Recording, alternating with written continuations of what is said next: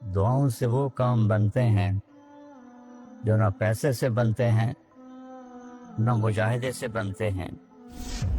مجھے یہ پتہ نہیں کہ اللہ نے یہ سارا نظام میرے ساتھ کیوں چلایا، کیسے چلایا۔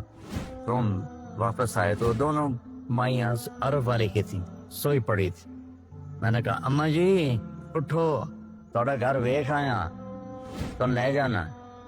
تم میں سے ایک دم ہوئے، رے بیٹا تینوں رب اپنے سونے دیا زیارتاں کرائی رکھے۔ میں نے بیگم سے کہا بیگم یہ دعا قبول ہو گئی۔ 90 سے لے کر آج تک بلا ناغہ میرے رب نے مجھے اپنے گھر بلایا، لہٰذا میں اس کے سامنے ایسے منہ کر کے کھڑا ہو گیا۔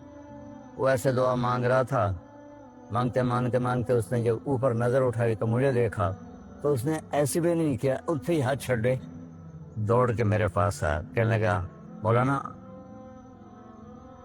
تمہیں پتا میں کی دعا کر رہا سی؟ میں کہا میں کوئی نجومیہ جو انہوں پتہ لگے ہوئے۔ کہنے لگا میں یہ دعا کر رہا، یا اللہ مولی طارق جمیل کو اماں کی دعا لگی ہوئی ہے، وہ ضرور آیا ہوگا حج پر، وہ جہاں بھی ہے مجھے ملا دیا۔ کہ یہ میرے الفاظ ختم ہوئے تو سامنے کھڑا تھا۔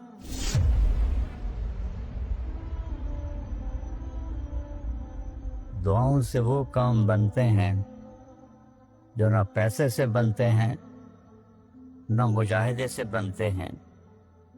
مجھے یہ پتہ نہیں کہ اللہ نے یہ سارا نظام میرے ساتھ کیوں چلایا، کیسے چلایا۔ یہ ایک واقعہ کی طرف میرا ذہن جاتا تھا۔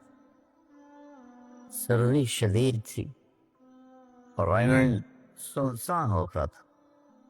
باہر بازار میں 2 ہوٹل تھے، ایک چائے کی دکان تھی۔ تو میں برآمدے میں کھڑا تھا تو میرے استاد صاحب رحمۃ اللہ علیہ مولانا عبدالرحمن، انہوں نے کروٹ بدلی کیا، تو ان کے قریب دوسرے استاد لیٹے ہوئے تھے، مولوی احمد بٹلہ صاحب۔ کہنے کہ مولانا کیا ہوا؟ کہنے کہ سر میں بہت درد ہے۔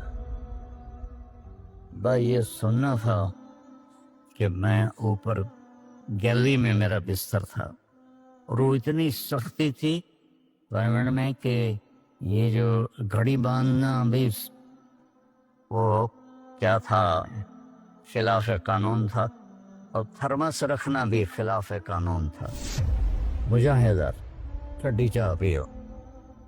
تو 2 لڑکوں نے تھرموس چوری رکھا ہوا تھا، وہ میں ایک کو میں نے جا اٹھایا، میں نے بھائی تھرموس کے تھے، کہتا وہ پڑا ہوا ہے، وہ پڑا۔ تو میں نے اسے اٹھایا، بغل میں ڈالا اور میں نے بازار کی دوڑ لگا دی۔ 10 بج رہے تھے اور 10 بجے سناٹا، 250-300 کا تو مجمع ہوتا تھا رائمنڈ۔ میں کہ یا اللہ کوئی دکان کھلی ہو، یا اللہ کوئی دکان کھلی ہو۔ تو میں ننگے پاؤں، دسمبر کا مہینہ تھا، میں ننگے پاؤں دوڑا اور میں نے دیکھا تو وہ چائے کی دکان کا دروازہ بند تھا اور روشنی آ رہی تھی۔ میں نے کہا یہ لگتا کھلی ہوئی ہے، تو میں نے اس کے کواڑ ایسے کیے تو وہ کھل گیا۔ تو آگے وہ دکان والا، اس کا نام تھا انور ملتانی رحمۃ اللہ۔ یہ میں آپ کو بتا رہا ہوں 73-74 کی بات۔ تو وہ بیٹھا ہوا تھا، میں نے کہا بھائی انور چائے بنانی ہے۔ کہا بھائی میں تو بھائی میں تو تھکا ہوا ہوں، یہ دودھ پڑا ہے خود ہی بنا رہے۔ تو میں نے کہا چولہا کا، یہ چولہا بھی پڑا ہے۔ تو میں نے وہ ہوتے تھے ہوا بھرنے والے چولہے، اس سے میں نے دودھ گرم کیا، پتی ڈالی، چائے بنا۔ چائے کی دکان پہ سر درد کی گولی کا کیا کام ہے؟ میں نے کہا بھائی انور کوئی سر درد کی گولی ہے؟ ارے بھائی وہاں دیکھ لے شاید پڑی ہو کوئی، وہ کھڑکی سی تھی۔ جب میں نے وہاں دیکھا تو ایک گولی ساری ڈان ہوتی تھی وہ وہاں پڑی ہوئی تھی اور اس پر مٹی جمی ہوئی تھی۔ جب اللہ کچھ دینا چاہتا ہے میں نے وہ گولی اٹھائی، وہ پھر دوڑ لگائی ننگے پاؤں، اور مولانا رحمہ اللہ فوت ہو گئے، سر پر رضائی لے کے لیٹے ہوئے تھے، تو میں نے ایسے پاؤں دبائے تو انہوں نے رضائی اٹھا دی۔ ہاں کیا بات ہے؟ میں نے کہا جی یہ چائے ہے اور یہ سر درد کی گولی ہے، آپ کو درد ہو رہا ہے، نوش فرمائے۔ تو ان کے ہونٹ ہلے، میں نے نہیں سنا، دعا دی انہوں نے مجھے۔ کیا دعا دی؟ وہ خود فرماتے تھے کہ طارق جمیل کی قبولیت میری دعا سے ہے، اور ایک میرے ساتھی تھے مولوی خورشید کی قبولیت میرے ڈنڈوں کی وجہ سے، اس کی پٹائی بہت کی تھی انہوں نے، تو میرے بارے میں فرماتے تھے کہ یہ میری دعا کا اللہ نے اس کو سلا دیا ہے۔ تو انہوں نے بے ساختہ مجھے دعا دی، انہوں نے سنی نہیں، چائے پلائی، گولی کھلائی، تو اللہ نے کیا سے کیا کرتے۔ میں اپنی بیگم پھوپھی رحمۃ اللہ علیہ، والدہ رحمۃ اللہ علیہ کے ساتھ حج پہ گیا، ان کو لے کر میں باہر نکلا تو دو بوڑھی عورتیں بیٹھی تھیں۔ میں کہ اماں جی کیوں بیٹھی ہو؟ کہ پتہ راہ بھول گئی ہیں۔ اب میرا بھی وہ دوسرا حج تھا، مجھے بھی مدینہ کا حدود اربا پتہ نہیں تھا۔ میں کہ کوئی ہے تھوڑے کول کارڈ؟ انہوں نے کہا اے کارڈ ہے۔ میں کہ اچھا آ جاؤ، اور دونوں چل پڑی۔ مجھے ایک عرب ساتھی نے پورا گھر دے دیا ہوا تھا۔ جو دروازے پر پہنچے تھے ایک اور کھانے لگی، نہیں میں نہیں جانتی۔ وہ کرنے کے دیکھے نا شور شریف لگتا ہے کوئی ایڈی وڈی گل، آ جا آ جا۔ وہ دونوں کو لے کے میں نے اپنی بیگم سے کہا کہ ان کو کھانا کھلاؤ، اور وہ کارڈ لے کر میں اپنے ایک دوست کے پاس گیا، وہ جو جس کا گھر تھا۔ میں نے کہا اٹھو دکان سے اور یہ پتہ تلاش کروا۔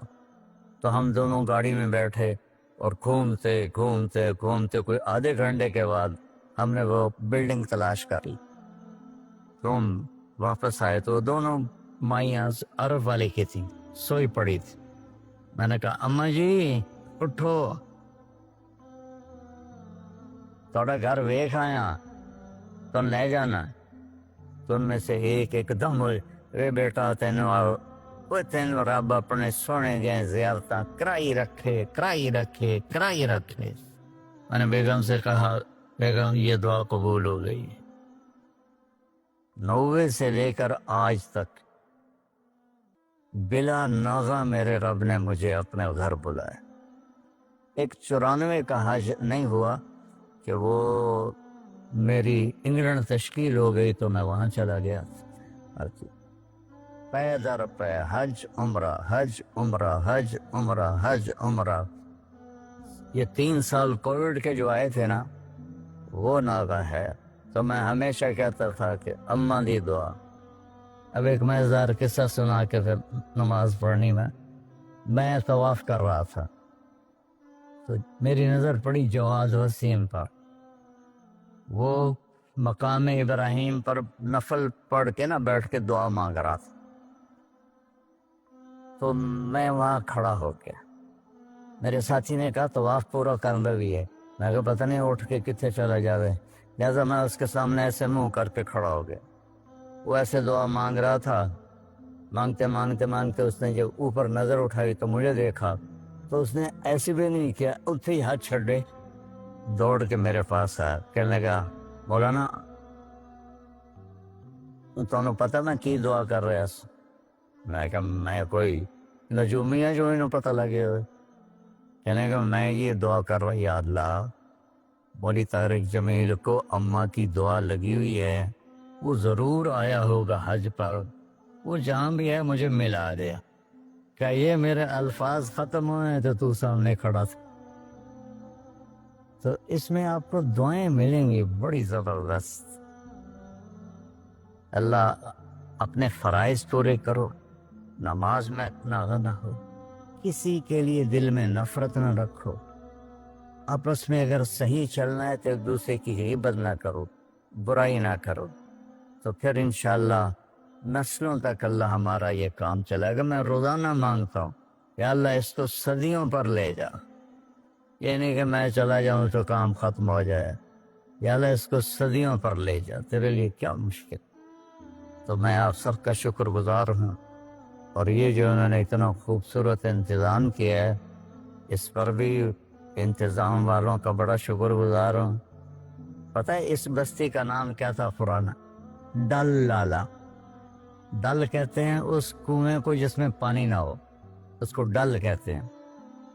تو یہاں پہلے آبادی نہیں تھی. 1945 میں ہمارا گاؤں ہے وہ ادھر حسین پراڑی والا، وہ 300-400 سال پرانا گاؤں ہے. تو جیسے برادریوں میں ہو جاتی ہے خبر، تو وہ کچھ ہوا ہوگا ہماری تو پیدائش سے پہلے. تو میرے تایا رحمۃ اللہ علیہ میاں حق نواز، انہوں نے آ کر یہاں گھر بنایا. اس وقت اس سے 50,000 روپیہ خرچ کیا تھا. تو 1948 میں پھر ان کے چھوٹے بھائی تھے میرے والد، انہوں نے آ کے گھر بنا لیا. تو اس گاؤں کی ابتدا ہوئی اور بسم اللہ ہوئی. تو اللہ تعالیٰ اسے آباد رکھے اس چھوٹے سے گاؤں سے، اس میں یہ رونقیں لگی رہیں. آپ کے تعاون کا، ان مستورات کا، ان بچیوں کا، آپ کا سب کا انتہائی شکر گزار ہوں. آپ اپنے اس کو جاری رکھیں. میں اجازت چاہتا ہوں کیونکہ مجھے فیصل آباد نکلنا ہے. اللہ بہت برکت دے، آپ سب کو قبول فرمائے. السلام علیکم.